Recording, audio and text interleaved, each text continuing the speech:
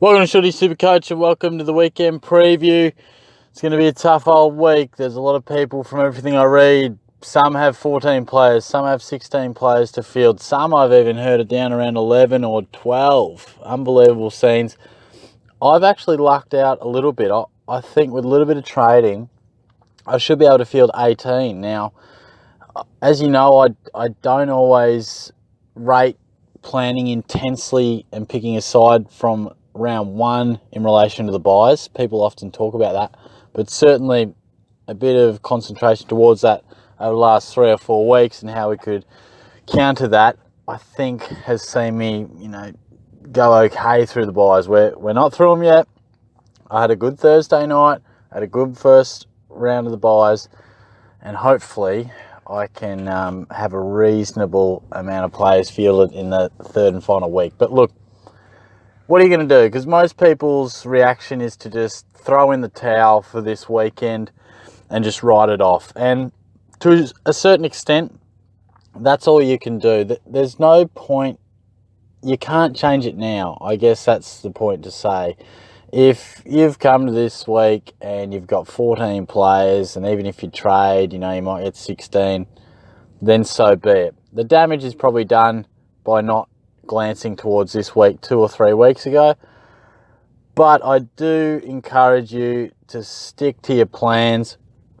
And if you've got 14 or 15 players playing, don't throw out all your trade plans and bugger up the rest of your season and waste trades just to get up to 16 or 17 players, because a lot of people will be in the same boat as you. A lot of people will be struggling. And look, on paper, to have 17 players instead of 15 is great. But in reality, it might be a couple of rookies and it might just be a guy who scores 40 and a 57. Parker scores a 50, Gardner scores 40 something.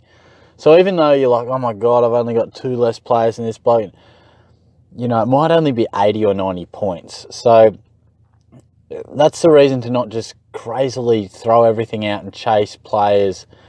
Just do what you can. Obviously, try and limit the damage for this week, but don't throw everything out. That would be my number one point. And my second point would be, now that we've had the first week of the bye, the best thing to do now is start to bring in guys who have had their bye. So an example of that might be, rookie-wise, Nick Hind is debuting for the Saints. Paddy Nash, I know he's got the bye next week, but I think, obviously he played last night, but I reckon a lot of people would have brought him in, and I think he's looking really, really good.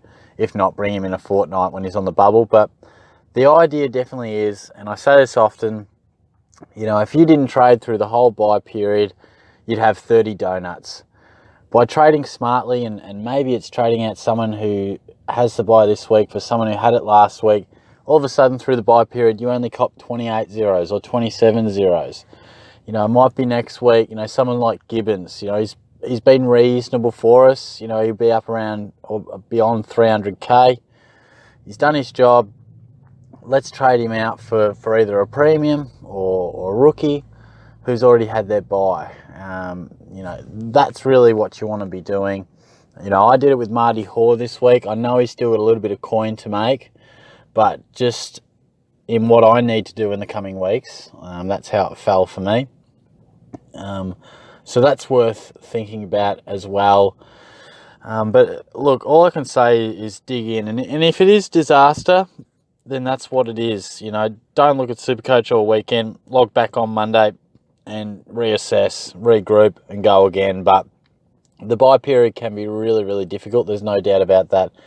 Another thing I will say, next week does look a bit easier for us. But something that I saw in my side, and I think it's worth thinking about, is I'll have a bit of damage in the midfield next week with the likes of Oliver, Cripps, the Blues in there. You've got Gibbons, I have Oscar Baker, I have Cornelio. A lot of people will have a reasonably hit midfield, but my forward line's flying. I think I only have Setterfield out, and a lot of people will be similar.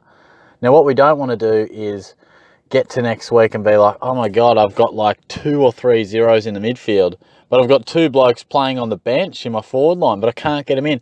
So start looking at that dual position too. I was hoping Curtis Taylor will get named today, just to bring him in order to swing a Tim Kelly or someone like that into the midfield. So it's worth thinking about. You probably don't have to do it right now, but it's just something to think about.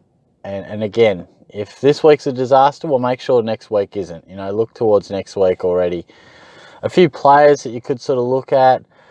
I still think Tommy Stewart's nicely priced. Obviously, we have the buy, the Cats, but someone like Rory Sloane, really look at him soon. Obviously, he's got the buy next week, but he's going to be really nicely priced after being injured a couple of weeks ago. He's tonned up both times. Get him in. David Mundy, same can be said for him. Very soon will be cheap as chips for a guy who's playing midfield and producing great numbers. Robbie Gray, can we get on board him? He's played the 2 games. He's about 400k. After a stint on the sidelines, seems to be playing a lot more midfield, scores of 89 and 122. Maybe he could be a sneaky option in the forward line. Otherwise, I think there are a number of good options just floating about anyway. They're just a couple because we need to be upgrading. We've got to be doing that.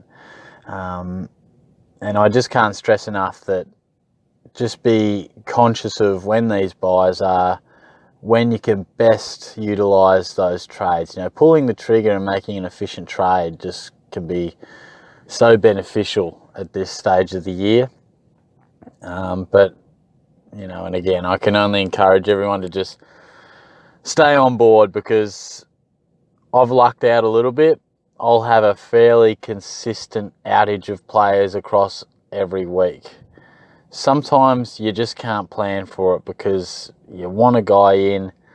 It's the right thing to do for 22 weeks of the year. But for this 1 week, maybe it isn't catered well for that. So I can see how people do get in this position. We've had a few rookies get dropped as well. So, look, I can't blame you. It is a tough period. But, look, all the best with this weekend. I have no doubt there'll be a lot of people just switching off from SuperCoach this week because a lot of things I've read and looked and heard is that it's clearly the toughest week and a lot of people will be struggling to get anywhere near the 18 players. So, all the best going forward. I'm VCing Fife into Crips. So something to think about as well. But all the best for the week, and I'll catch you soon. Cheers.